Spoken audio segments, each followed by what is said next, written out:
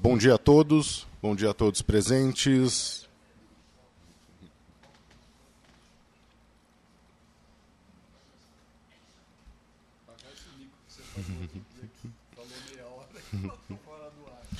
Bom dia a todos que nos acompanham, bom dia aos que estão aqui presentes, bom dia aos que estão em casa assistindo pela internet.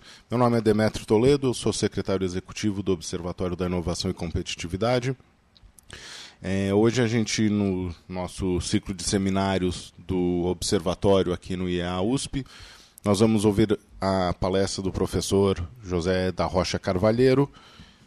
O professor vai falar sobre projeto Inovação em Saúde na Fiocruz, os resultados preliminares. O professor Carvalheiro é conhecido de muitos, mas de qualquer modo ele dispensaria apresentações, mas de qualquer modo eu vou falar um pouco muito brevemente sobre o professor José Carvalheiro. O professor Carvalheiro é ex-diretor do Instituto de Saúde e foi assessor no Ministério da Saúde. Na Fiocruz, exerceu a direção do Instituto Nacional de Controle de Qualidade em Saúde e foi vice-presidente de Pesquisa e Desenvolvimento Tecnológico. Atualmente participa do Centro de Desenvolvimento Tecnológico em Saúde e é assessor do presidente, além de ser membro aqui do Núcleo de Apoio à Pesquisa Observatório da Inovação e Competitividade aqui na USP. Professor, é um prazer contar com o senhor aqui nas nossas atividades no Observatório, e será um prazer ouvir a sua exposição hoje. Gostaria só de dizer para os que nos acompanham de casa, é possível mandar perguntas para o professor Carvalheiro, podem mandar para o e-mail iearesponde@usp.br. Obrigado. Professor? Obrigado, Demétrio. Bom, nós vamos dar uma ideia de um dos projetos mais importantes que a Fiocruz desenvolveu já neste século, que é o chamado Projeto Inovação em Saúde.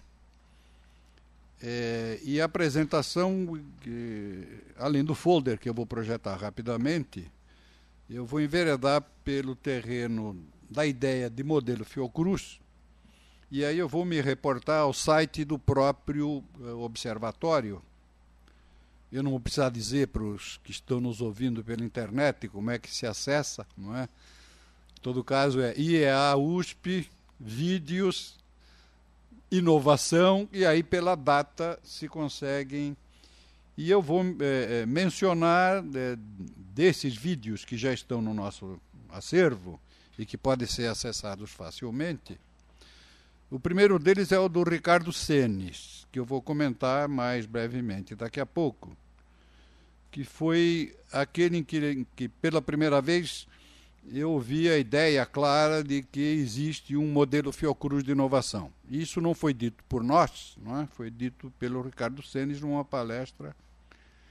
A partir daí, eu estava me aproximando do observatório, fizemos um esforço para desenvolver vários outros seminários. O primeiro deles veio o próprio presidente da Fiocruz, Paulo Gadelha, e nesse dia nós tivemos com o Glauco Arbix e com o Mário Salerno uma reunião com o então diretor do IAA para estabelecer um possível intercâmbio entre as duas instituições.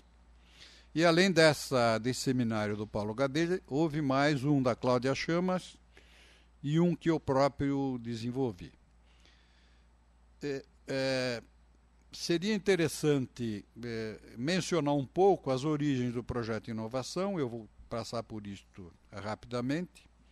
Ele é do começo do século, 2002, entre 2002 e 2003, e ele é elaborado pelo então presidente da Fiocruz, o Paulo Busch, e por dois professores da Escola Nacional de Saúde Pública, o José Gomes Temporão, que na sequência foi diretor do Instituto Nacional do Câncer e secretário de Ações de Saúde do Ministério, e acabou sendo ministro da Saúde do presidente Lula, e o Carlos Gadelha, também professor da Escola Nacional de Saúde Pública, e que, no processo, ele acabou sendo secretário do ministro Ciro Gomes, que era ministro do governo Lula.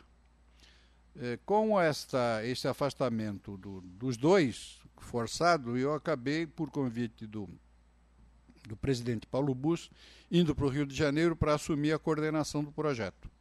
Antes disso, o Paulo Buss e o Temporão vieram a São Paulo e nós fizemos um contato com o secretário da Saúde de São Paulo da época, o Luiz Roberto Barradas Barata, e estabelecemos uma perspectiva de colaboração.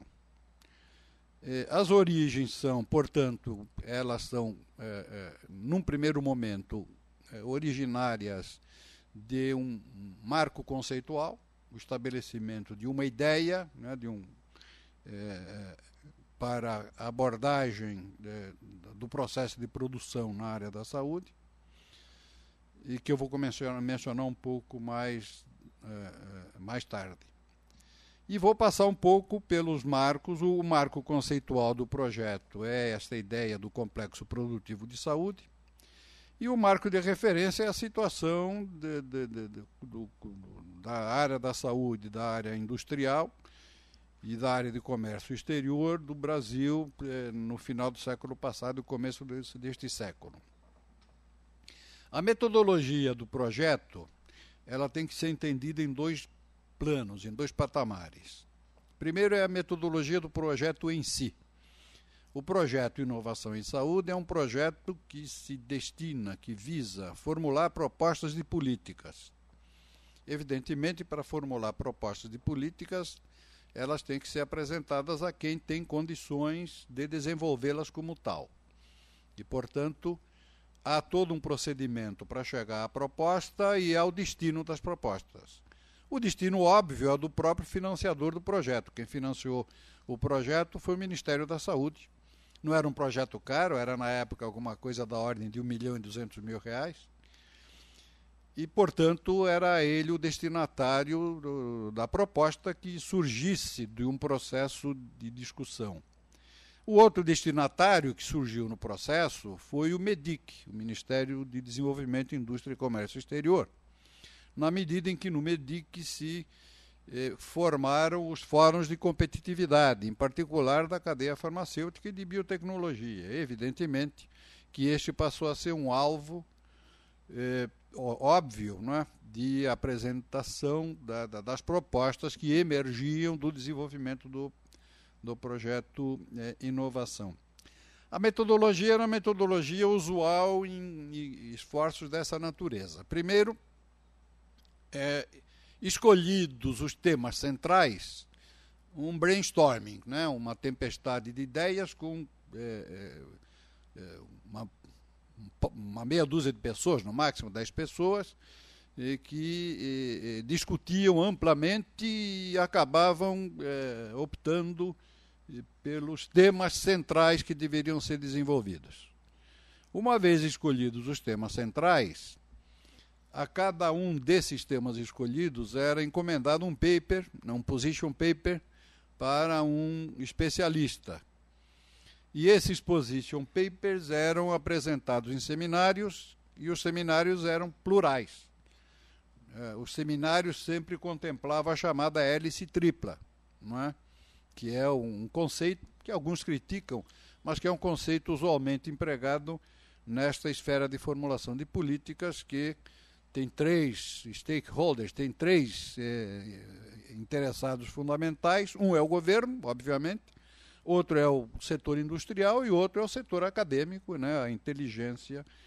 E, portanto, esses seminários sempre não eram seminários nem muito pequenos nem muito grandes, não eram imensas reuniões de centenas de pessoas, eram reuniões que tinham aí alguma coisa em torno de 30, 40 participantes, para permitir que duravam um dia inteiro, para permitir que houvesse uma ampla discussão do quê? Do paper que havia sido encomendado a um especialista, que ele apresentava no começo do seminário, que depois era submetido à discussão. Os seminários eram inteiramente gravados e, a partir daí, havia um processo de leitura flutuante. Enfim, esse procedimento de tentar analisar as categorias, não é, fundamentais que tinham sido discutidas e que propostas tinham aparecido. Evidentemente que as propostas eram contraditórias, né? Porque se apresentavam setores que defendiam os interesses da indústria, setores que defendiam os interesses das agências regulatórias e pessoas que defendiam os interesses acadêmicos.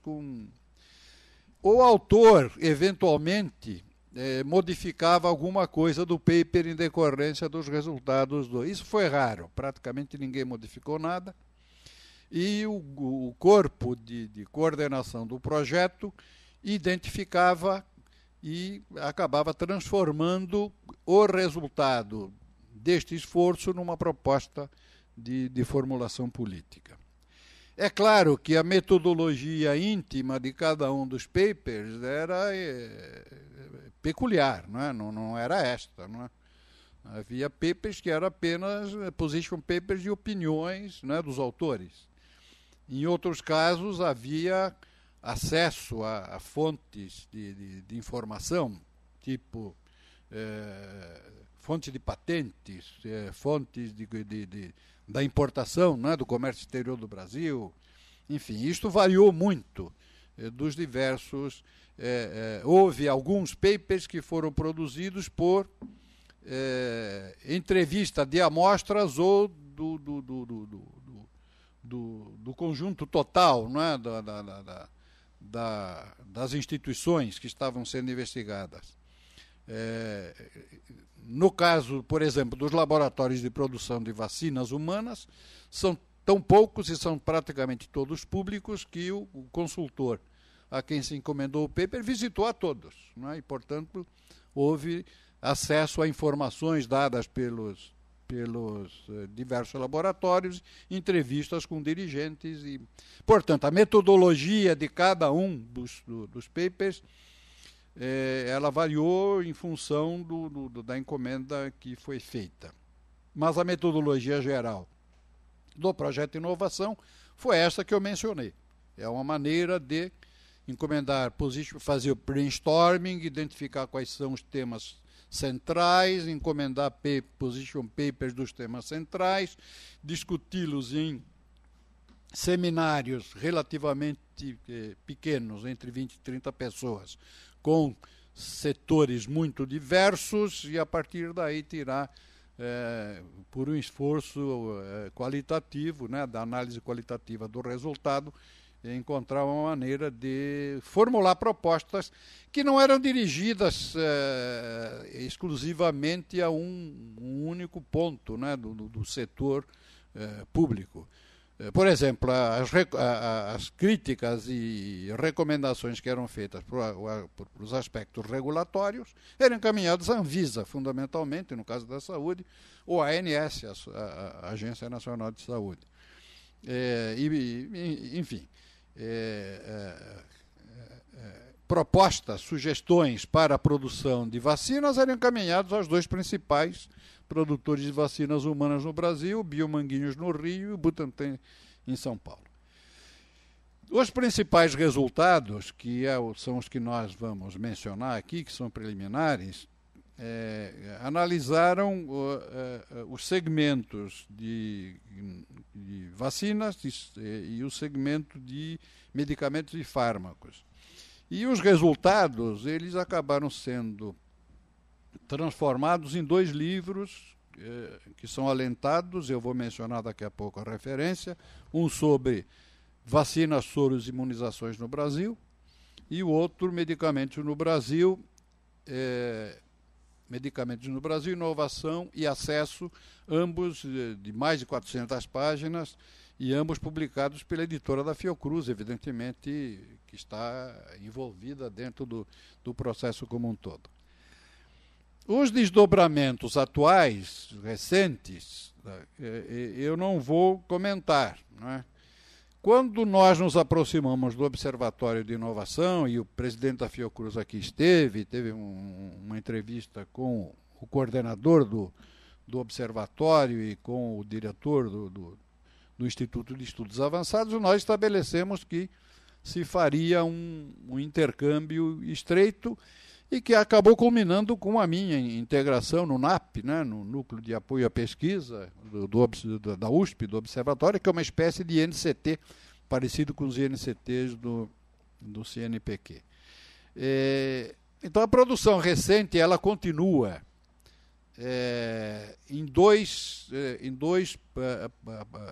planos. Um plano conceitual, que é desenvolvido fundamentalmente pelo mesmo grupo que na Escola Nacional de Saúde Pública do Rio, na atual Vice-Presidência de Inovação e Produção e na Secretaria de Ciência e Tecnologia e Insumos Estratégicos do Ministério da Saúde, é um grupo que trabalha muito mais a questão conceitual e que avançou muito na ideia do complexo, que já não chamam mais de complexo produtivo, mas de 6, complexo econômico e industrial em saúde, e que tem, evidentemente, um desenvolvimento recente, jogando isto em toda a discussão do processo de desenvolvimento do país, né?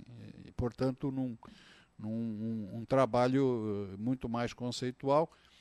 E o trabalho empírico prosseguiu fundamentalmente na Vice-Presidência de Inovação e Produção da Fiocruz, em parceria com o INCT de Doenças Negligenciadas, que é do CDTS, também da Fiocruz, e que continua enveredando pelo terreno agora de analisar os produtores, não mais apenas os produtores públicos, mas agora analisando também os produtores privados, nacionais, de medicamentos e fármacos.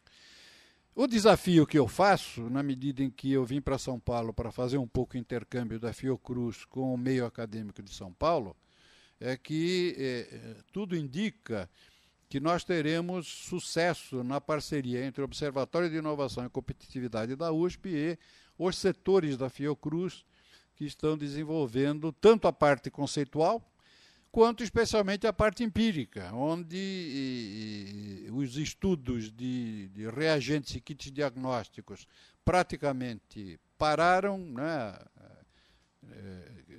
alguns anos atrás, e o segmento da discussão dos equipamentos ele praticamente não foi tocado, e, portanto, seriam pontos, né, que é um desafio que eu faço ao Demétrio e ao Observatório. E se o presidente Paulo Gadelha, que prometeu que estaria nos ouvindo, estiver nos ouvindo de fato, e os outros dirigentes da Fiocruz, é um desafio que eu faço a gente começar a intercambiar e tentar fazer alguns projetos em conjunto para avançar o projeto de inovação, tanto na parte conceitual, quanto, especialmente, que é o que me interessa mais, na parte empírica. Este é o folder que o Demétrio já apresentou, e eu acho que já foi projetado. Isto aqui é o que eu mencionei, não é? É o que se encontra no site do IEA, do Observatório de Inovação e Competitividade. A primeira fala foi do Ricardo Senes, Inovação no Brasil, Políticas Públicas e Estratégias Empresariais. Foi em 7 de dezembro de 2009, quando eu estava me aproximando do Observatório. E foi aí que eu vi, pela primeira vez, esta ideia. Portanto, a ideia de que tem um modelo Fiocruz de inovação, não fui eu que inventei, e nem foi a Fiocruz, que pretensiosamente foi o Ricardo Senes, que numa fala aqui, nesse dia que eu falei, em dezembro de 2009, disse que o Estado brasileiro desenhou pelo menos 5 modelos diferentes de instituições públicas de pesquisa, com diferentes relações com o setor público, privado, com padrões de financiamento e com padrões de relacionamento com a universidade. E coloca o modelo Fiocruz junto com o modelo ITA, com o modelo INPE, né, pesquisas espaciais, com o modelo Embrapa e com o modelo CEMPES, que é o centro da Petrobras, um dos mais importantes Portanto, nos colocou em boa companhia. E, evidentemente, eu aproveitei imediatamente a ideia e passei a chamar aquilo que eu faço aqui de divulgação do modelo Fiocruz. Então, depois disso, isso foi no dia 7 de dezembro de 2009. Depois disso, nós trouxemos, então, em agosto de 2010, vejam que demorou vários meses até que eu conseguisse um espaço na agenda do presidente Gadelha para que ele pudesse ter vindo aqui e apresentar o modelo, né? Já que o Senes diz que nós temos um modelo, né, o Paulo Gadelha não chamou de modelo Fiocruz, chamou Inovação, Saúde e Desenvolvimento. É uma fala importante que subsume o que eu vou apresentar hoje, né? Portanto, depois veio a Cláudia Chamas, que é uma companheira do CDTS, lá da Fiocruz, e que em Genebra participa de um comitê importante nomeado pela diretora-geral da OMS, e que veio aqui no dia 28 de março de 2011, e que analisou um pouco o que ela está fazendo lá, que é um comitê que dá palpites para a Assembleia Geral da Organização Mundial da Saúde para tratar da questão da pesquisa e desenvolvimento e, fundamentalmente, com a questão da propriedade intelectual e da facilidade de permitir o uso, de abrandar, não é, o acordo TRIPS quando se trata de doenças negligenciadas. Eu tentei trazer o Carlos Morel para falar inovação em doenças negligenciadas, não sei se ele está nos ouvindo, porque ele deve estar em Genebra hoje, não sei se ele está nos ouvindo, mas ele é tão ocupado que também não conseguiu vir e eu acabei apresentando este plano. Portanto, além do seminário do Ricardo Senes, que nos deu, né, o aval de nos auto-intitularmos um modelo, há esses outros 3 seminários que já estão no acervo e agora este 4º de hoje. E nós tentaremos fazer... Amanhã eu tenho uma entrevista com o presidente Paulo Gadelha, no Rio, e, evidentemente, nós tentaremos fazer, na sequência, essa apresentação do Paulo Gadelha, do dia 2 de agosto de 2010, subsume todas as outras, e a gente está, aos poucos, mostrando como este modelo, de fato, é complexo e se constitui. Então, nós tentaremos avançar na apresentação do CDTS, do nosso sistema Gestec-NIT. É uma discussão atual aqui nos institutos de pesquisa, criar NIT, Núcleos de Inovação Tecnológica, como se isso fosse fácil de ser feito. E a experiência da Fiocruz tem mais de 20 anos e, portanto, é bom que a gente possa intercambiar essas... Bom, o modelo, o marco conceitual, foi desenvolvido fundamentalmente pelo Zé Gomes Temporão e pelo Carlos Gadelha, num núcleo de pesquisa da Escola Nacional de Saúde Pública, e que é este que está... na realidade, é considerar que há um complexo na produção de bens e um complexo na produção de serviços. Então, geralmente, os produtores de bens, claro, são indústria, é o setor industrial, e os prestadores de serviços são os setores, né, do SUS, fundamentalmente, os públicos, mas também prestadores privados e prestadores filantrópicos. O que o marco considera é que a indústria farmacêutica, produtora de fármacos e medicamentos, interage estreitamente com a indústria de produção de vacinas, de hemoderivados, reagentes e kits diagnósticos, e todas interagem com a indústria de equipamentos médicos e insumos. Evidentemente que isto só consegue se expressar do ponto de vista econômico se houver a aplicação dessas coisas, tanto equipamentos quanto vacinas, soros, reagentes e kits diagnósticos pelos prestadores de serviços. Esta interação entre os dois setores é que constitui o que os autores chamam de complexo industrial da saúde, e o Estado funcionando como não apenas o agente regulatório, como o agente que possa promover o desenvolvimento do complexo. Eu tenho uma maneira peculiar de entender o complexo na sua ontologia, pensando muito mais como um marco conceitual, não é?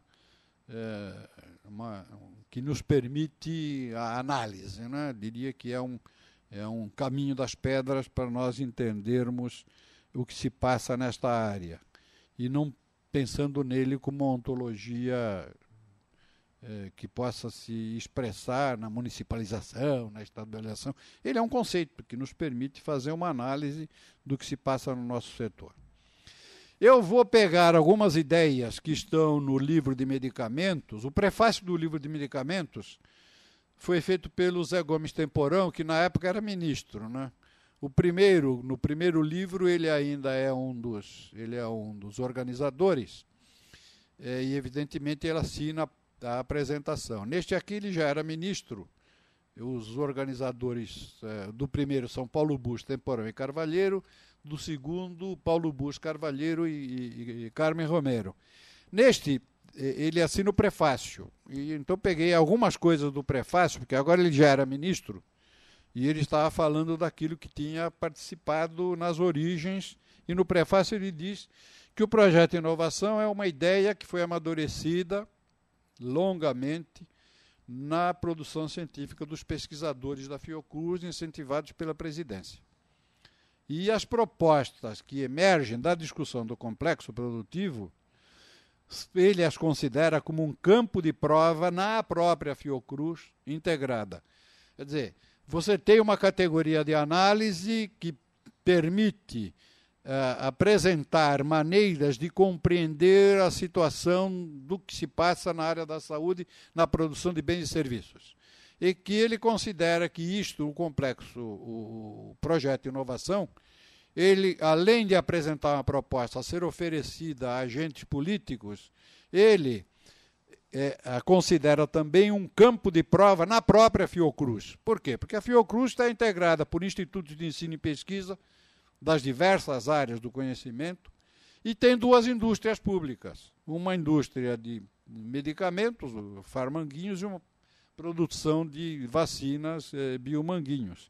E tem unidades de atenção médica nos diversos níveis de complexidade. Portanto, o projeto de inovação, embora a sua finalidade original é de formular uma proposta de política para apresentar aos agentes políticos, ela também, na concepção do Zé Gomes Temporão, pode... Aliás, seria bom a gente um dia convidar o Temporão para fazer um desses seminários.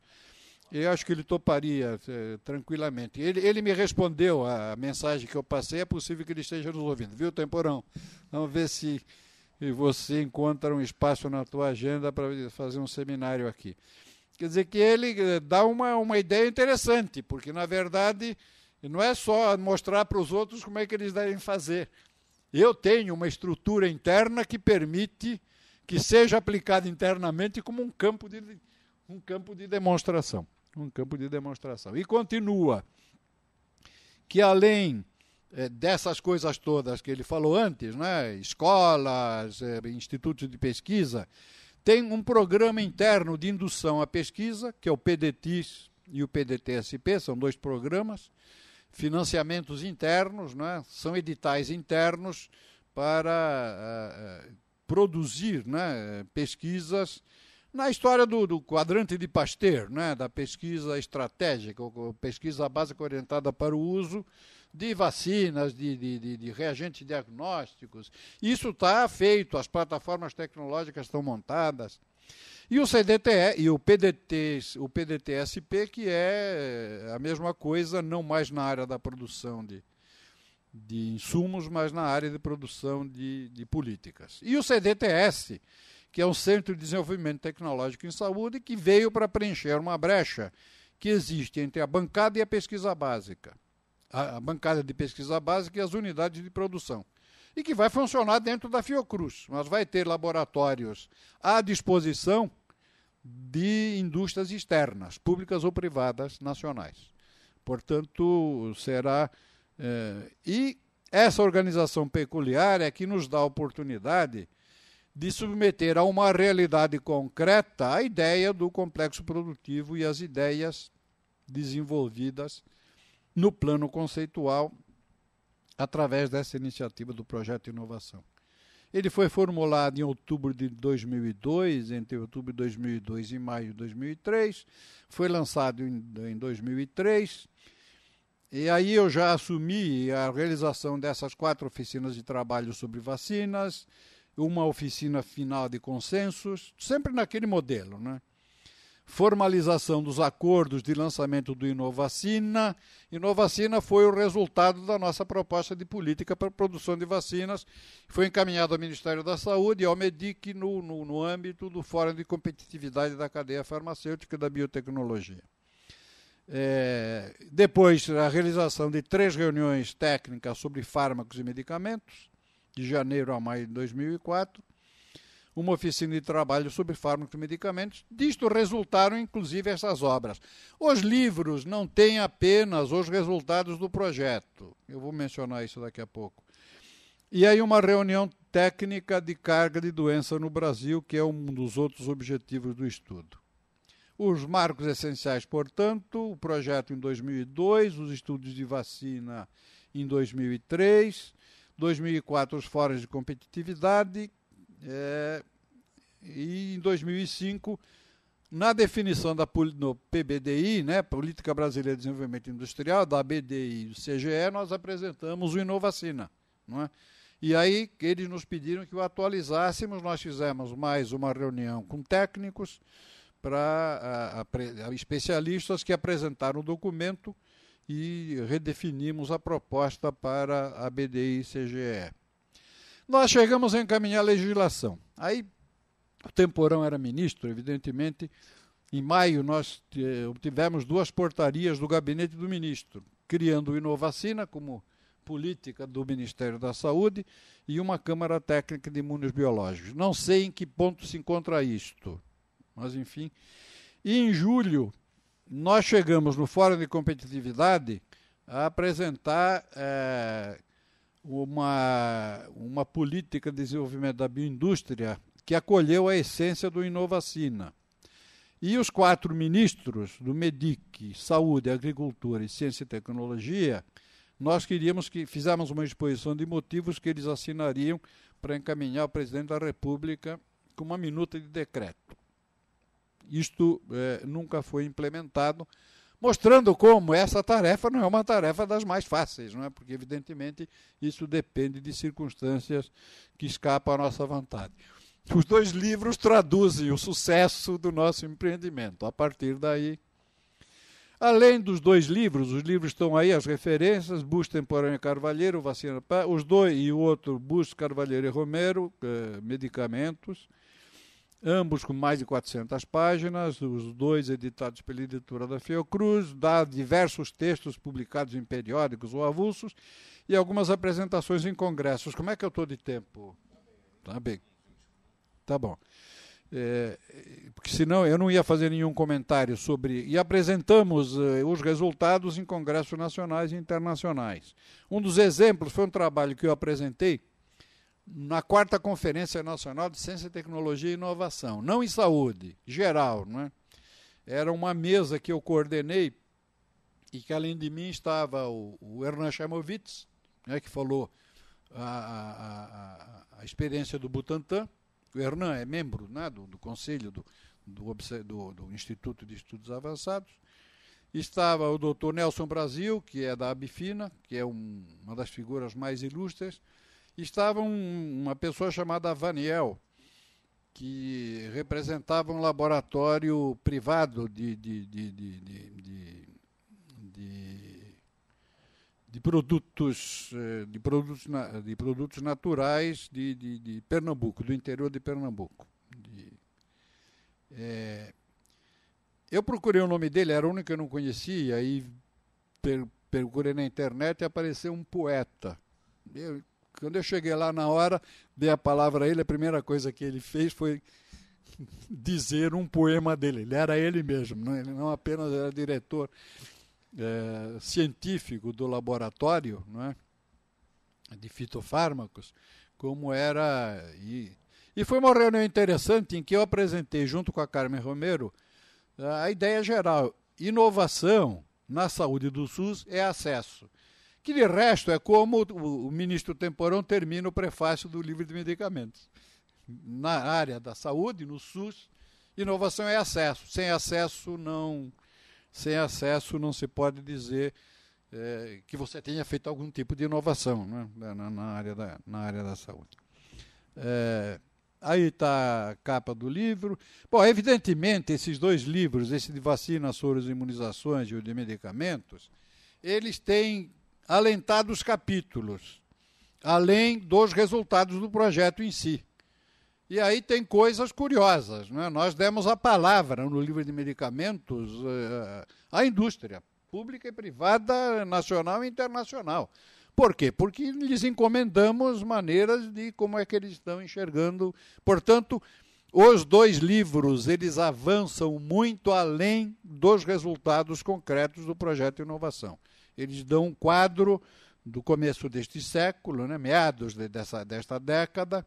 Um deles é de 2004, outro é de 2005 ou 2006. Um é de 2005 e o outro é de 2008. Portanto, embora, evidentemente, eles são de produtos escritos alguns anos antes, eu diria que em meados da década passada, dá uma ideia do estado da arte naquele momento, tanto na indústria de produção de medicamentos quanto de vacinas e soros. Eu agora, então, vou passar rapidamente, que esta é a apresentação oficial, né? Que eu tirei muitas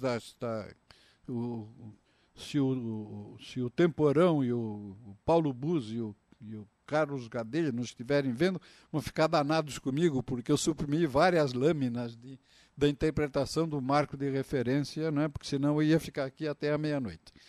Então, o estudo foi coordenado pela presidência da Fiocruz, mas era um convênio da Fiocruz, Fiotec, a Fundação de Apoio da Fiocruz, e o Ministério da Saúde, que foi quem financiou o projeto. Com a situação nacional, aí, o contexto, né, o marco de referência, o contexto, nós temos um sistema único de saúde que nos dá uma vantagem comparativa, mas não obrigatoriamente uma vantagem competitiva em termos de produção, com universalização, o nível federal coordenando e regulando. Temos um elevado potencial de indução sobre o complexo, programa de medicamentos genéricos, o PNI, que é um Programa Nacional de Imunizações, um dos mais importantes do mundo todo, o Programa de Controle de Sangue e Hemoderivados, que é de grande eficiência, e vários programas de investimentos, entre os quais se mencionou na época o ReforSUS, e há uma forte demanda por bens e serviços de saúde. Portanto, nós temos que ter uma preocupação com este contexto. Houve uma deterioração da competitividade nos anos 80 e 90 pela globalização, aumentando o hiato entre a nossa capacidade de oferta e as necessidades sociais, e explosão do déficit. Isto estava em 3,5 bilhões por ano, com essa distribuição entre medicamentos, fármacos, vacinas e reagentes, equipamentos, mas hoje deve ultrapassar 10, 12 bilhões por ano, portanto nós continuamos a ter uma brecha que tem que ser preenchida. O quadro mundial mostra que há inversões fantásticas em drogas e medicamentos, investimentos anuais, né? Cerca de 10 bilhões de dólares, vacinas 2 bilhões, dizendo-se que para o desenvolvimento de um novo medicamento ou vacina não custa menos do que 300 milhões. Só para mostrar como este segmento não é um segmento trivial, é um segmento que evidentemente mobiliza somas imensas. E o tempo médio entre a prova de conceito e o registro e uso é coisa entre 10 e 20 anos, portanto, não é uma indústria, não é a indústria desta área, não é uma indústria simples de ser desenvolvida, de ser consolidada e ser operada. O investimento de desenvolvimento de tecnologia e inovação é de longa duração, exige laboratórios e equipamentos específicos e equipes multidisciplinares e é de alto risco. Portanto, é um segmento. Os riscos da gente não avançar em nada é a gente a reespecialização produtiva frente à globalização. O Mário Salerno tem um artigo numa das últimas revistas USP, né, em que ele analisa o nosso processo de industrialização, dizendo que é uma globalização reversa, né? É isso aí. Nós nos especializarmos em produtos de menor valor agregado. É um risco. ampliar o hiato tecnológico e perder competitividade, uma vulnerabilidade. O risco da vulnerabilidade econômica e da política social brasileira é o argumento para a chamada quebra de patentes, né? Quando se tenta forçar, não é?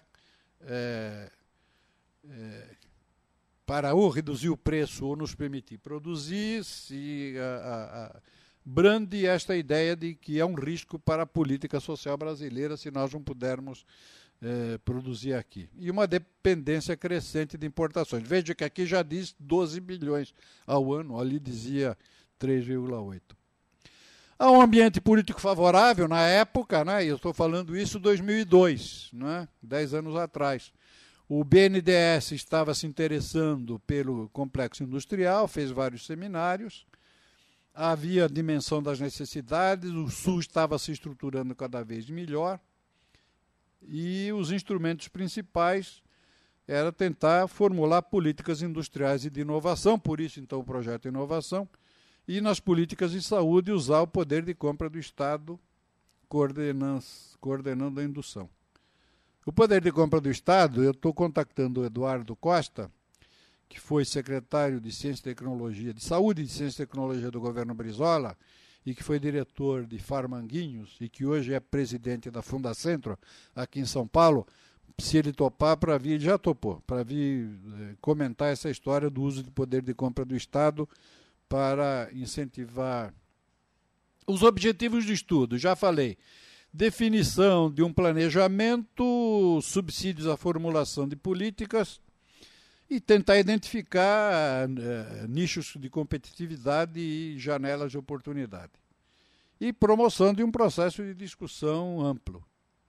Avaliar a evolução da fronteira tecnológica em cada um dos setores, qual é a nossa potencialidade no Brasil, na inovação, as necessidades de longo prazo do desenvolvimento e subsidiar as políticas e elaborar termos de compromisso. Os estudos verticais eram de medicamentos e fármacos, que praticamente está em andamento ainda, de vacinas que foi concluído, precisaria ser atualizado, reagente para diagnóstico, que não avançou muito. E os estudos horizontais vê as necessidades de saúde através do conceito de carga da doença. Encomendamos um trabalho para fazer uma prospecção até 2015 de como é que se espera que vai evoluir o quadro nosológico no Brasil e uma discussão horizontal que vale para tudo de propriedade intelectual. Eu já falei isso, como é que se fazia os trabalhos, as oficinas e divulgação e disseminação. Os parceiros, Ministério da Saúde, Ciência e Tecnologia, fundamentalmente FINEP, CNPq e CAPES, e Educação, né? O Ministério do Desenvolvimento, BNDES, que foi um parceiro importantíssimo, sempre a indústria privada nacional, produtores públicos de bens e serviços de saúde, a comunidade científica e organismos internacionais. Nós tivemos, ou nos papers, ou na presença nos seminários, a Organização Pan-Americana da Saúde e a Organização Mundial da Saúde. Esses são os trabalhos. O primeiro foi um estudo de vacinas, né, de prospecção internacional, foi feito pelo consultor doutora Julie Milstein, que na época coordenava esse setor na Organização Mundial da Saúde. Então deu um quadro de como é que está isso internacionalmente.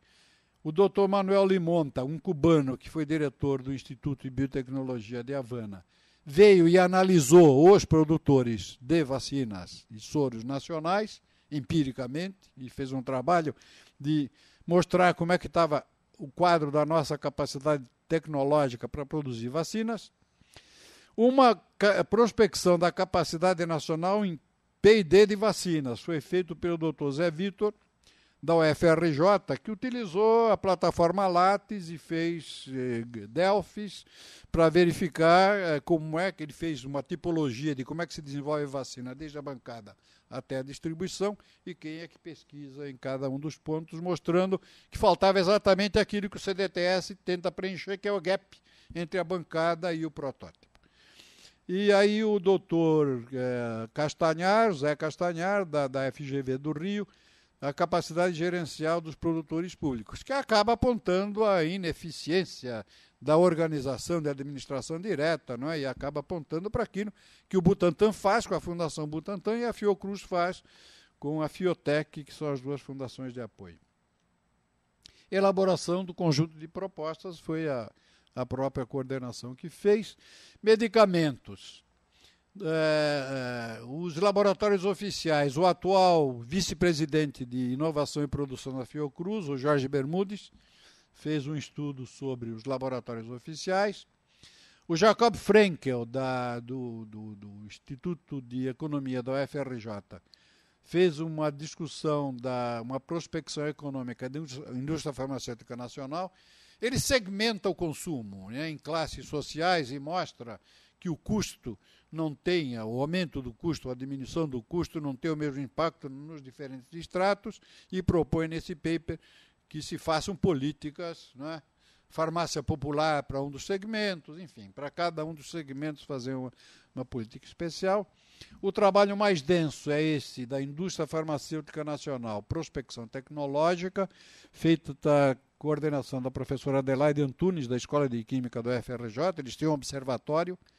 Esse trabalho é impressionante, ele deu um pacote de produto que nós encaminhamos para o Ministério da Saúde e para o MEDIC, no Fórum de Competitividade, tal a qualidade do trabalho, em que, por acesso às fontes de dados de importação, acesso às fontes de dados de patentes, às fontes de dados de gastos do SUS, não é?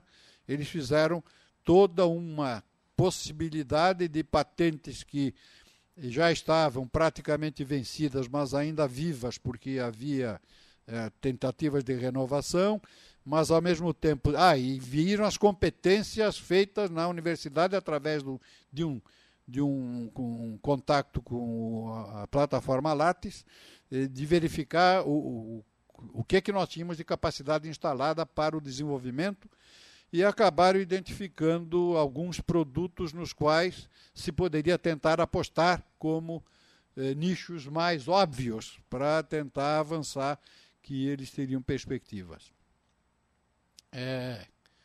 E aí as oficinas aqui, como sempre, né, as oficinas que a gente fazia. Reagentes e kits diagnósticos nós não avançamos. O grupo da professora Adelaide Antunes tentou fazer alguma coisa para a prospecção da capacidade nacional, mas não avançamos muito. E fizemos, claro, esse carga da doença, fizemos um seminário, não é, com projeções até 2015, que é o quadro nosológico brasileiro. É uma metodologia própria que usa a carga da doença como...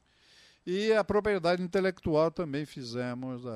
As conclusões, na época, isso aqui é de 2007, estava concluído a parte de vacinas e apresentado Inovacina ao Ministério e ao MEDIC. E medicamentos, identificação de oportunidades para inovação de medicamentos da Relação Nacional de Medicamentos Essenciais e da lista de medicamentos de alto custo. Isso aí é o que resultou do trabalho da professora Adelaide, que eu mencionei, e que foi encaminhado para o MEDIC, para o Ministério da Saúde. Reativos para diagnóstico, confesso que não avançamos nada.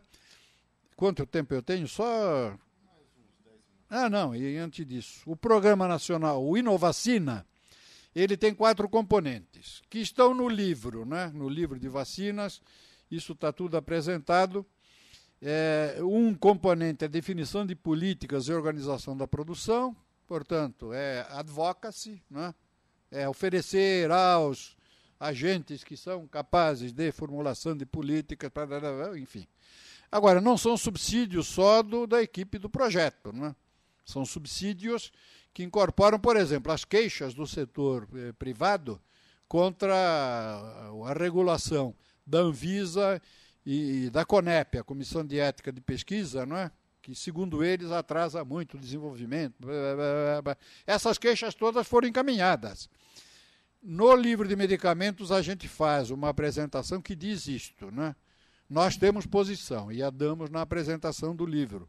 Mas no corpo do livro, cada setor, cada segmento botou a sua posição, que eu não ia fazer uma edição e uma censura ao que ia dizer a Febrafarma, por exemplo. Eles disseram o que queriam dizer, e está aqui, enfim, há uma multiplicidade de visões.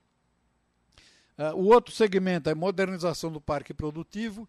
Isto é fundamentalmente uma análise crítica destinada fundamentalmente a Butantã e Biomanguinhos, né? Como é que eles poderiam interagir, negociar coisas. E, finalmente, o último, que é o que eu vou comentar um pouco, desenvolvimento e inovação, em que nós fizemos um esforço para dizer o que poderia, naquele momento, ser apresentado como uma possibilidade. Quais seriam as vacinas prioritárias para desenvolver, né? E tinha os critérios que o nosso estudo usou para estabelecer esta lista de prioridades. O primeiro critério era o impacto epidemiológico, quer dizer, nós não vamos nos esforçar. Claro, se algum laboratório privado, especialmente, quiser desenvolver alguma coisa que não tem nada a ver com a gente, que é com a febre do sono da África, isso é problema deles e não é problema meu. Não é? Para o setor público induzir, não é, e financiar o desenvolvimento de vacinas, elas têm que ter algum impacto epidemiológico. Portanto, tem que nos interessar do ponto de vista da carga das nossas doenças. E uma coisa importante é verificar, e é uma interrogação, se há uma tecnologia alternativa para a prevenção e o controle. Eu digo isto porque eu fui o presidente da comissão, do Comitê de Vacina de AIDS. Cheguei em Genebra a fazer parte da comissão da OMS de vacina de AIDS. Coordenei um projeto em que a vacina de AIDS aparece lá, relegada. E isto me foi cobrado, né? Pelas pessoas que atuavam comigo nesse esforço de tentar fazer uma vacina de AIDS. Mas você conduz um projeto e não põe a vacina? Não, claro, porque a vacina de AIDS, embora, primeiro, que ela está no estágio de desenvolvimento, aquele item 4, que é um estágio complicado, ainda hoje, não é? E que é difícil dizer que vou apostar nisto. Segundo, porque do ponto de vista epidemiológico há alternativas de prevenção e controle, né? Sexo seguro, não é? Preservativo e por aí vai. A pílula do dia seguinte, enfim. Portanto, esta é uma coisa importante, necessidade para o PNI. O PNI, o Programa Nacional de Imunizações, tem um grupo técnico, que é quem analisa que vacinas vão ser incorporadas ou não. Então, é claro que, evidentemente, a gente, para investir no desenvolvimento de alguma, tem que interagir com eles. Como é que está a base tecnológica? Tanto no exterior, não é? Se existe, que especialmente no país, se tem perspectivas. O estágio de desenvolvimento, né? A existência de grupos de PDI no país, a viabilidade técnica e econômica, e essa história das tecnologias alternativas para controle, que é aquela história lá no quadro epidemiológico, verificar se tem tecnologias alternativas. Se não existem grupos no país, considerar a premência do produto, o custo-benefício, é o que está acontecendo agora com a vacina HPV, não é? Do papiloma, não é? Com algumas outras vacinas, e que são extremamente caras e que tem que se analisar se há grupos no país que sejam capazes de desenvolvê-las e fazer uma avaliação para a base da transferência tecnológica. E aí, isso já é o que resultou em maio, julho de 2006, quando nós estávamos no CGE, na BDI, já revendo a lista, porque a lista original foi diferente, aí nós convocamos Butantã, Biomanguinhos, o grupo técnico do Programa Nacional de Imunizações, pessoal fizemos um novo seminário para fazer só uma análise da lista. E aí a pentavalente, ela é uma produção conjunta de Butantã e Biomanguinhos, o DTP, que é a tríplice bacteriana, é produzida, e a vacina de hepatite B, são ambas produzidas pelo Butantã, e hemófilos influenza B, produzida por Biomanguinhos. A pentavalente é uma vacina cara, né, distribuída no mundo inteiro, e nós temos a nossa ela já está em fase de ensaios clínicos. E as outras estão aí, raiva em cultivo celular, é o Butantã quem está desenvolvendo, meningocócica C conjugada, Biomanguinhos. Fundamentalmente são os dois grandes produtores nacionais. ninguém adotou essas políticas. A gente pode dizer, em tese, foi difícil, o Ministério não fez, não é? Os 4 ministros não mandaram o presidente da República um decreto para transformar. Então, foi um fracasso? Não, não foi um fracasso total. Quer dizer, nós somos consultados, por exemplo, pelo BNDES. Quando aparece alguma proposta, não é, de financiamento no BNDES, o pessoal lá do Profarma nos encaminha para que a gente dê um parecer, né, que se está dentro da nossa lógica. O DECIT do Ministério da Secretaria de Ciência e Tecnologia do Ministério da Saúde tem, além de balcão, não é, tem pesquisas induzidas, que eles aplicaram, tanto no Butantan quanto em Biomanguinhos, para a produção de produtos, né, de pesquisas, de desenvolvimento que baseado em... Bom, e aí tem uma outra que é até 5 anos, estou terminando. Meningite meningocócica, vejo-alectaglio HPV, poliomielite inativada, são todos esforços que de alguma maneira já estão sendo empreendidos pelos 2 grandes produtores públicos nacionais de vacinas, até 10 anos. O rotavírus hoje tem uma tentativa, não é, de transferência de tecnologia tanto de Biomanguinhos quanto do Butantan, com parceiros de fora diferentes. Até 15 anos lá leishmaniose e prazo indefinido está ali HIV/AIDS. Foi isso que me valeu a crítica, não é, dos meus companheiros, que falaram, para você foi até do Comitê de Genebra de Vacina e bota isso como prazo indefinido. Tá aí. E, finalmente, a única coisa que... O projeto... o projeto de medicamentos é muito mais complicado, né? Porque se nos outros vacinas humanas você tem 2 grandes produtores públicos no país que respondem por 80% dos produtos distribuídos, não quer dizer preço, né? Em preço, os 20% que são importados superam 50% do valor. Mas, enfim, são 2 grandes produtores. Nós tivemos peito de ir avante e formular uma... Em medicamentos, aí o buraco é mais embaixo, né? Você tem os produtores públicos, são uns 12, não, uns 20 mais ou menos, mas não tem o poderio que tem os privados nacionais e os privados internacionais, que aqui estão instalados. A política é muito mais difícil. Então, esse é o resultado que está no livro do trabalho do grupo da professora Adelaide Antunes, que dividiu, para dizer quais são os prioritários, fármacos, não medicamentos, né? De alta importação e sem produção nacional. Identificou 22 focos possíveis, né? E dá 2 exemplos ali.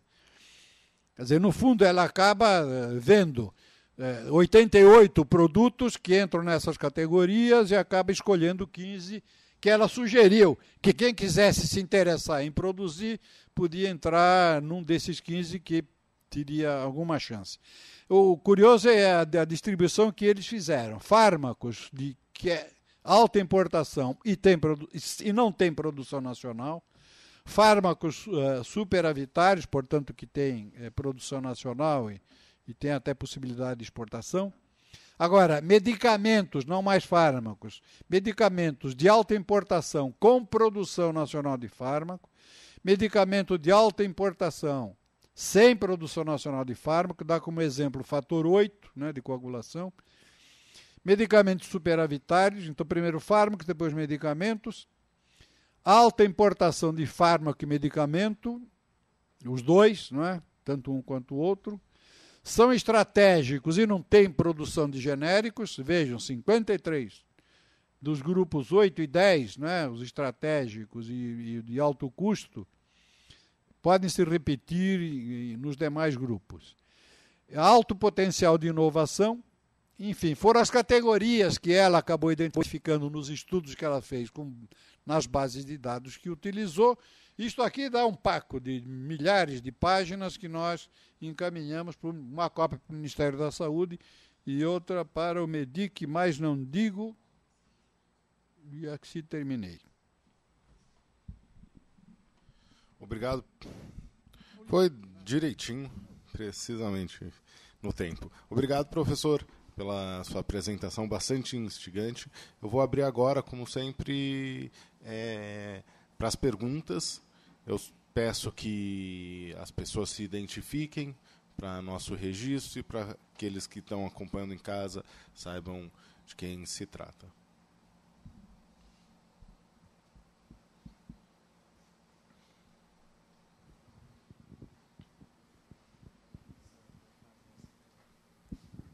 Professor Cavaleiro, primeiramente, meu nome é Leonardo, eu sou doutorando da Engenharia de Produção da Escola Politécnica e membro do Observatório de Inovação. Quero parabenizá-lo pela apresentação e pela iniciativa e pelo projeto de grande envergadura. Eu gostaria que você comentasse, você citou a questão de fracasso e sucesso, quais as lições que você tirou desse projeto? E como você vê isso para as próximas iniciativas?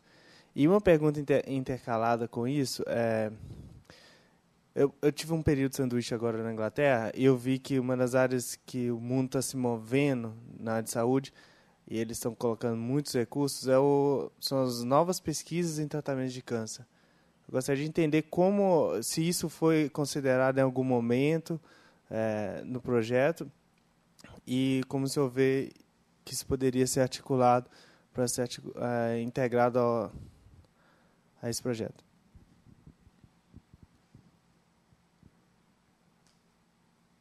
Professor? Direto? Sim. Bom, Leonardo, primeiro, lições aprendidas. Realmente, eu aprendi muito, né? Eu, pessoalmente, né? Eu aprendi muito nesse processo. E acho que a própria instituição Fiocruz e a instituição Ministério da Saúde aprenderam muito nesse processo. Uma das coisas foi o intercâmbio com instituições de fora do setor saúde. Eu diria que, em particular, a nossa interação com o Profarma, não é?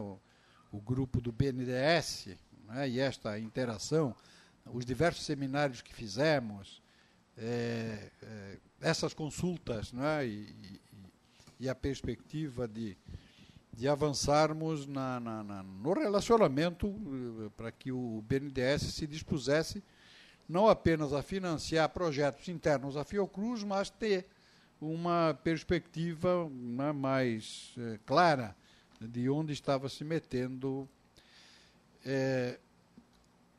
todo o relacionamento com o MEDIC, né? Nas cadeias nos fóruns de competitividade das cadeias, né? Farmacêutica, em particular da biotecnologia, dividiram biotecnologia em vermelha e verde, aí nós protestamos, aí ficou verde e da saúde, e nós acabamos participando e a Carmen Romero, que era a nossa colaboradora no projeto, acabou sendo uma espécie de coordenadora do subgrupo de biotecnologia em saúde. Isso tudo nos fez entrar num terreno nunca antes neste país, nunca antes palmilhado, não é? Por exemplo, houve num determinado instante uma proposta da qual nós participamos ativamente de formular para a área de biotecnologia, não apenas a de saúde, mas a outra também, em geral, formular uma peça orçamentária para ser apresentado, não é, ao Congresso para o ano seguinte. Não é? Isso acabou redundando num esforço dos diversos. Aí não era só saúde, era saúde, meio ambiente, agricultura. E eu fico feliz de verificar que nessa discussão toda acabou aparecendo como prioridade fundamental, máxima para este país nessa área, biotérios, né? Fazer biotérios que sejam biotérios certificados internacionalmente. E aí foi feita uma licitação pelo CNPq. O nosso biotério da Fiocruz, que era da minha vice-presidência, foi um dos agraciados. Enfim, a gente aprendeu muito, né, por se meter nisto. Eu, pessoalmente, aprendi para burro, e institucionalmente valeu, né, por conta disto. Mas, do ponto de vista político, é evidente que a presença de um dos autores, né, da proposta do projeto, ser ministro da Saúde, facilitou bastante que na discussão do PAC, não é? O PAC da Saúde, não é, da ministra, da atual presidente Dilma, o PAC da Saúde, que se chamou Mais Saúde, tivesse um eixo especificamente chamado Complexo Produtivo de Saúde. Não é? Quer dizer, isto não é trivial. A gente ter conseguido uma visibilidade política, de ter colocado num PAC, num plano de avanço, né, do país, os elementos essenciais, fundamentais do que. Portanto, lições aprendidas. É difícil, lição aprendida. Aprendi e a instituição aprendeu. Agora, é difícil, né? Não é tranquilo.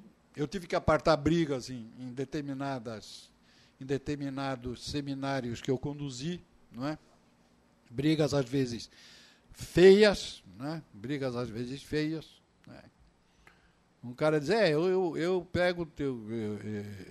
Eu uso o teu produto. Falou, como? Se eu nunca exporto, se eu só exporto, não, claro, é que você exporta para uma dessas que fica num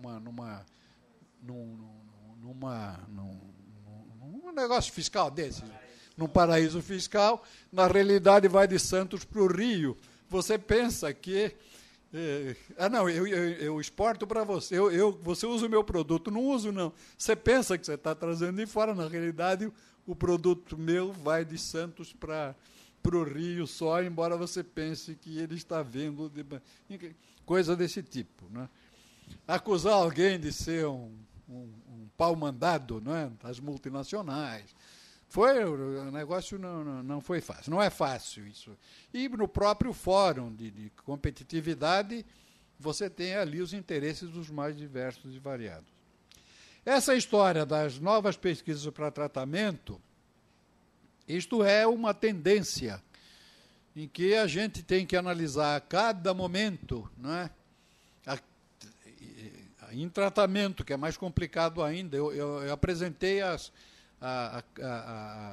categorias que nós utilizamos para analisar o que tinha alguma perspectiva, né, de ser desenvolvido aqui.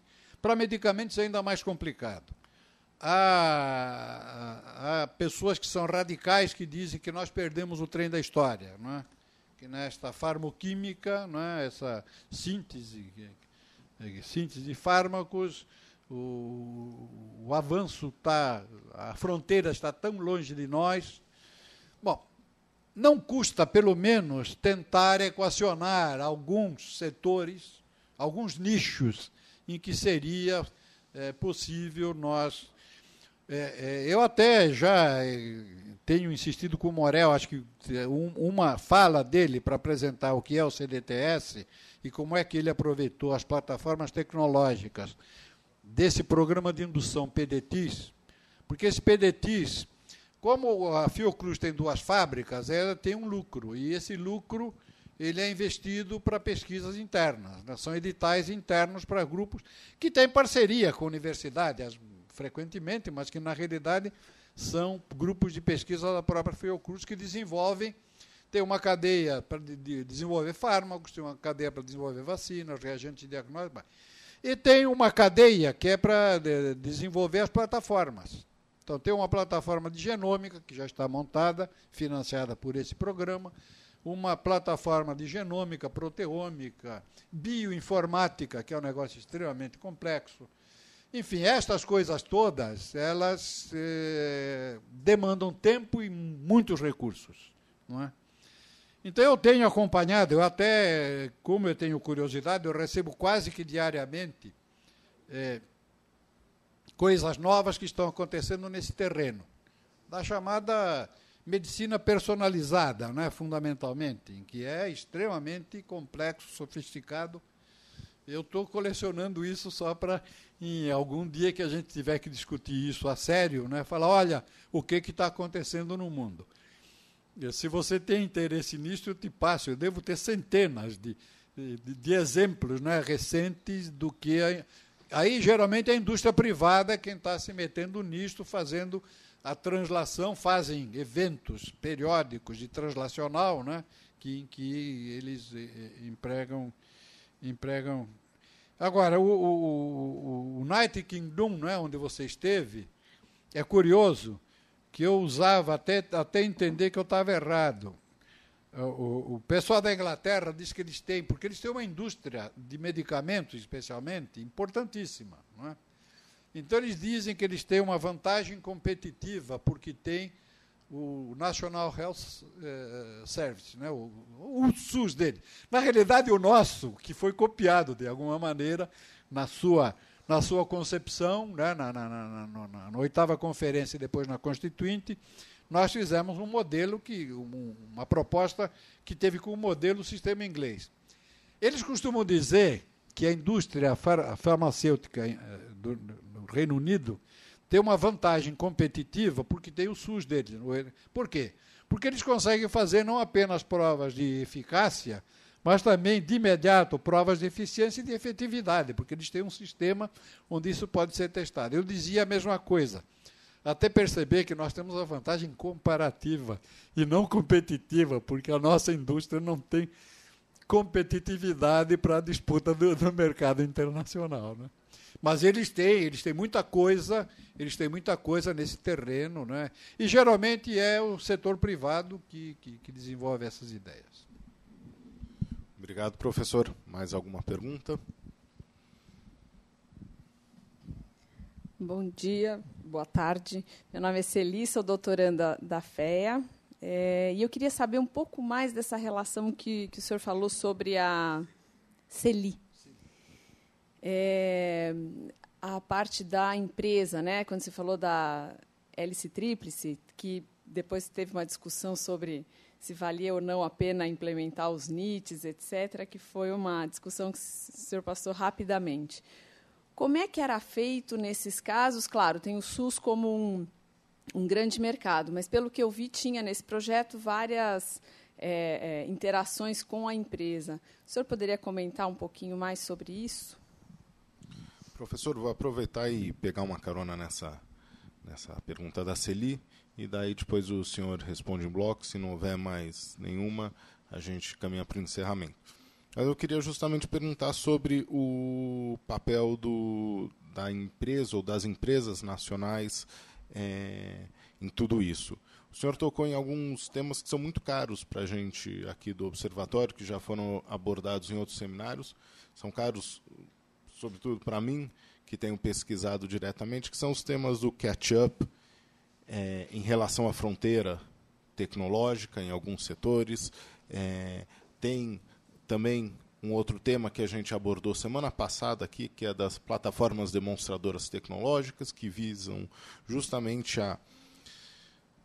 a fazer a ponte entre a bancada e o teste do produto. E o que a gente viu em todos esses momentos é que, ou pelo menos as minhas pesquisas e a discussão sobre catch-up, a fronteira tecnológica e a discussão sobre plataformas demonstradoras tecnológicas, ela depende muito da existência de um setor privado disposto a acompanhar Estado, instituições públicas nisso. De uns anos para cá, creio que uns 4 anos para cá, houve um esforço grande do governo, capitaneado pelo BNDES, de constituir algumas empresas farmacêuticas de peso no Brasil, com reestruturação patrimonial, investimentos de monta, coisas do tipo. Então, eu gostaria de saber um pouco qual é a situação atual disso tudo. E como o senhor vê a possibilidade da gente, enfim, dessas empresas serem em algum momento competitivas internacionalmente. Obrigado. Obrigado, Celi. Obrigado, Demétrio.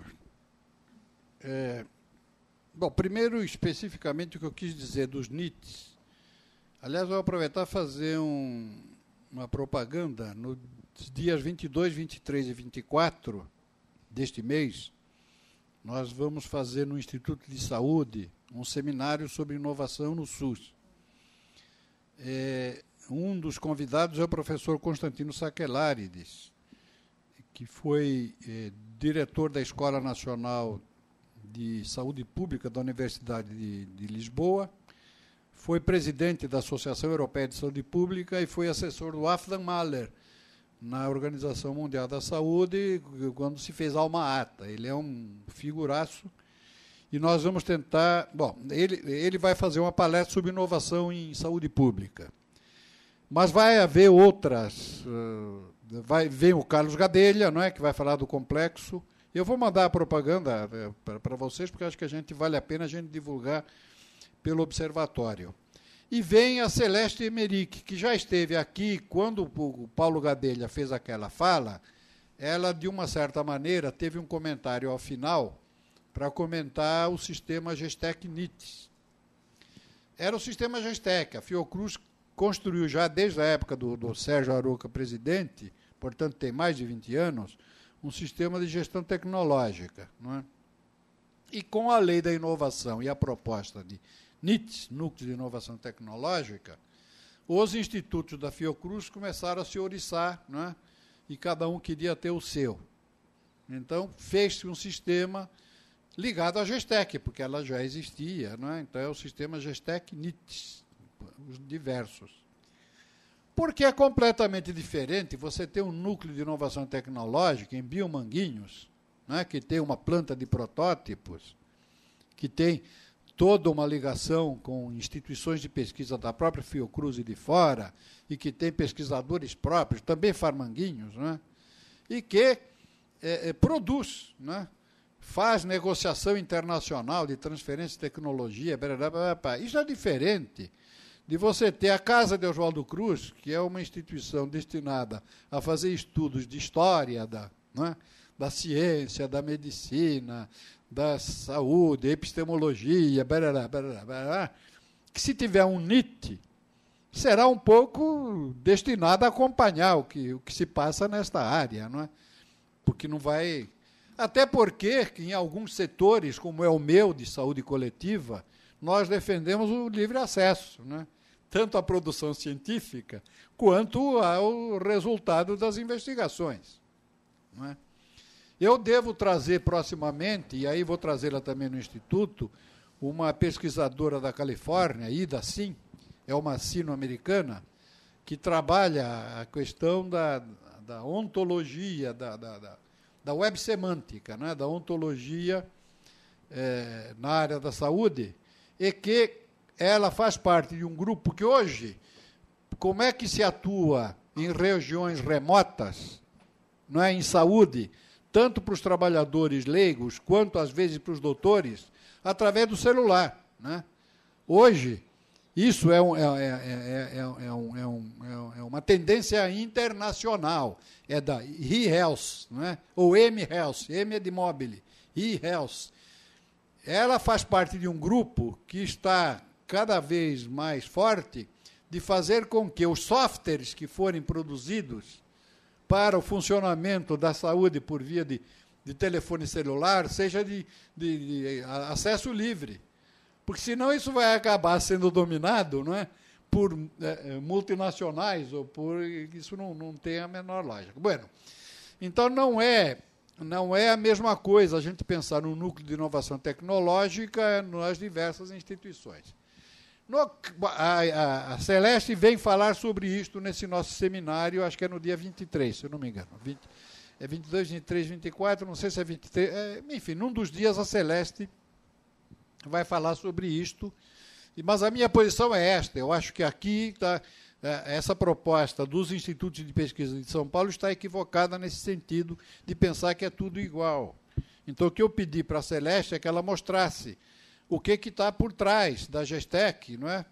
Quanto que a gente paga de escritórios, não é, de advocacia especializada para fazer o depósito da patente, transferindo a proposta para o mandarim, né, traduzindo para o mandarim, depositando na China, e quanto custa isto? Não é? Quanto custa você ter acesso aos bancos de patentes para ver se vale a pena ou se não vale a pena depositar o pedido em tal ou qual lugar? quanto custa você fazer um plano de negócios, enfim. Que não é uma coisa assim, não mais, que agora eu vou... Enfim. Eu não sou especialista nisso, é a Celeste que é especialista nisso, ela vai estar aí E tem uma fala dela nessa que eu mencionei, né, do Paulo Gadelha, ela faz um comentário no final da... Bueno, quanto à outra pergunta, que praticamente é como é que a gente se relacionou, não é, com as empresas nacionais, com as públicas. Óbvio que as duas públicas de vacinas, uma é da Fiocruz, outra é da Secretaria da Saúde, o Butantan, o relacionamento foi direto, né? O da Fiocruz é diretamente subordinado ao Ministério da Saúde. E o Butantan é subordinado à Secretaria da Saúde, e, portanto, mesmo assim, não foi fácil, não é, convencê-los a... Eu estou comprando uma briga agora com as duas grandes lideranças de um e de outro, né? Mas nós conseguimos, né? O Paulo Buz, eu, o Temporão, o Carlos Gadelha, tentar fazer essa harmonização para que houvesse um entendimento. Há intercâmbio, né? Há projetos em conjunto. Em relação à empresa privada nacional, não é?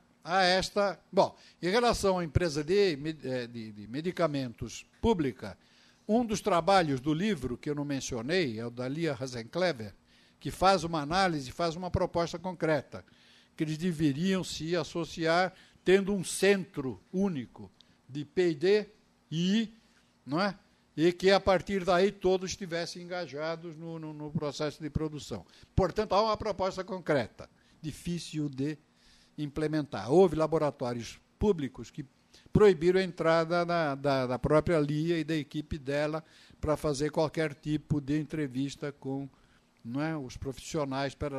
Portanto, não é um terreno muito fácil. Mas, de toda forma, no setor público de vacinas e soros, tranquilo, e de medicamentos, razoável. O setor privado nacional é isso que eu acho que, se a Carmencita pudesse... Ela está aqui hoje em São Paulo, ela não veio porque tem uma prova.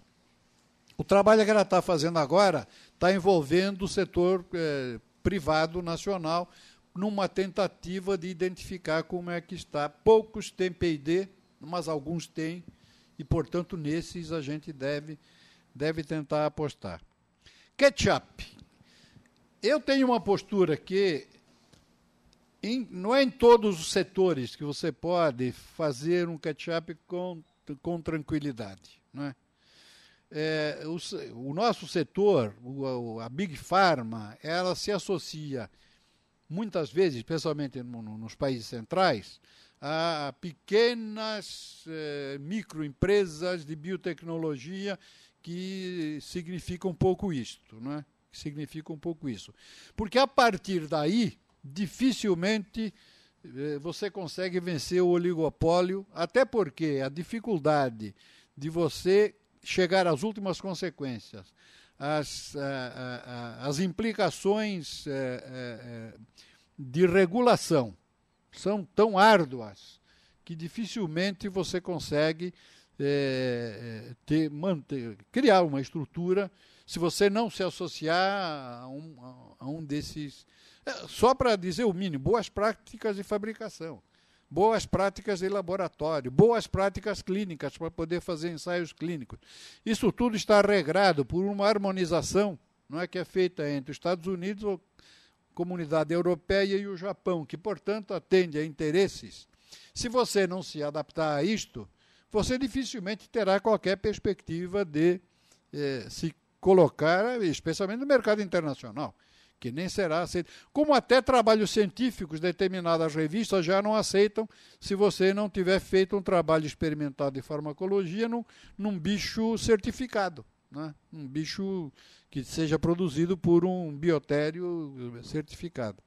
Quando os ambientalistas, eu não vou discutir a proteção dos animais, porque eu já me meti no processo constituinte numa briga dessas, quase me agrediram.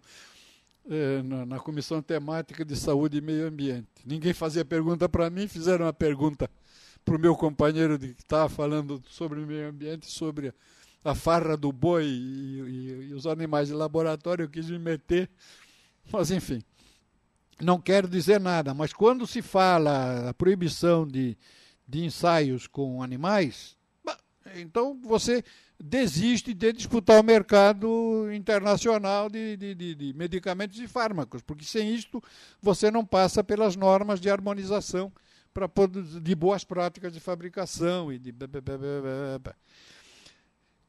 Então, portanto, o ketchup é peculiar na nossa área, né? Peculiar na nossa área, é difícil, e por isso é que a tentativa de fazer com que o setor público, pelo menos na área de vacinas e produtos dessa natureza, no Brasil, a gente tem alguma perspectiva de consolidar isto. Tem a Hemobras, né, para o setor de hemoderivados, e tem Biomanguinhos e Butantan para os outros setores. Um ketchup, eu não estou dizendo que é impossível, né, mas é diferente na nossa área do que em outras áreas. Você tem que ter uma perspectiva de um acordo com alguém que seja capaz de, a partir da prova de conceito, né, você... Há alguns hoje nos Estados Unidos que estão discutindo essa história, de que das incubadoras, que elas não deveriam... há uma discussão grande nos Estados Unidos hoje, na universidade, que ao invés de você incubar microempresas, incubar ideias, né? Incubadora de provas de conceito. E a partir daí, a universidade como um todo tentar negociar com os... Bueno, eu fiquei instigado com a apresentação que você fez da plataforma de demonstração tecnológica, não é? Eu não diria que isso que a gente está fazendo não é? Mas estou achando que aquilo que eu estou propondo, que o professor Sacchellaere disse, quando ele vem para o nosso evento lá no Instituto de Saúde, ele vai fazer o seminário da segunda-feira, dia 22, aqui no Observatório, né? Só que vai ter que ser à tarde e ele vai ser ao vivo da Faculdade de Saúde Pública, que é mais fácil, porque ele tem uma palestra que termina às 3 horas e a gente vai fazer o seminário às 4 horas. O que eu pedi que ele fizesse é que ele apresentasse o HCP, Health Cluster Portugal, que é o que eles...